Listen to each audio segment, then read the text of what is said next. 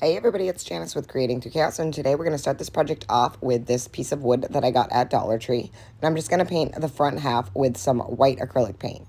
And this piece of wood is like 5.5 by roughly 8 inches. And they're just unfinished wood in the Crafters Square department. Once I have the front all painted and it's all dry, I'm going to paint around the sides with some black acrylic paint. And I just did all 4 sides and the back. And just making sure that I get it all covered and trying not to get it on the white, but it's okay if it gets on the white. It's not a big deal.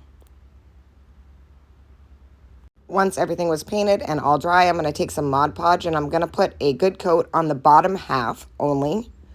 So I'm just going to do just the bottom half, probably, I don't know, 1/2 inch from the top, 1 inch from the top, and just coat that really well with a good coat of Mod Podge, making sure it's nice and even. And then I'm going to let that fully dry. Once it's fully dry, I'm going to take this napkin that I got on Amazon. It's a vintage Halloween napkin. And look, it comes with 4 designs. I'm going to put this little girl one on the bottom. And I'm just going to kind of center it to make sure that it's right where I want it.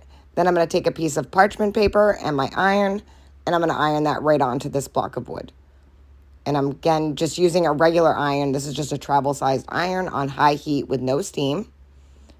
I also pulled the plies apart on the napkin. Once I have that all adhered, I'm going to take some sandpaper and sand off the edges of the napkin. Just go around and make sure that those are all sanded off.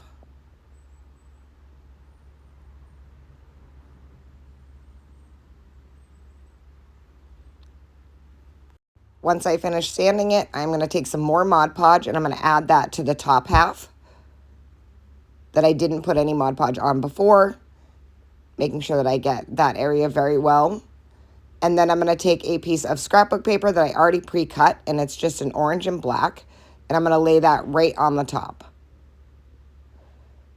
I'm going to press that down, and then I'm going to fold that over, once I have it all even, right over the top, and I'm going to add some more Mod Podge so that that wraps around the top.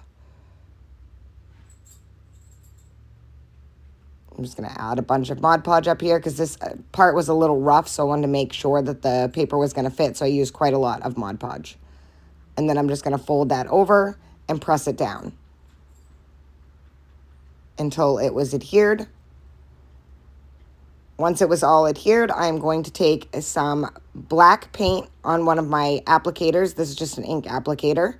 And I'm just using acrylic paint and going around and just kind of getting those edges with the black paint.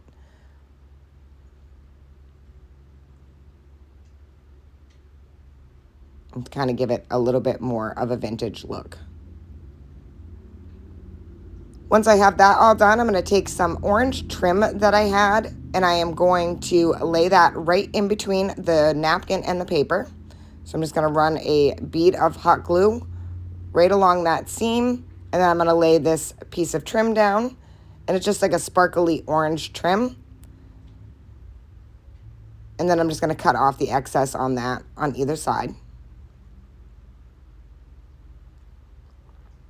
And then I'm going to take another piece of orange trim and just place it right above that. And it was like a little bit of a different color orange. And I'm just going to lay that right above the other piece that I already put on.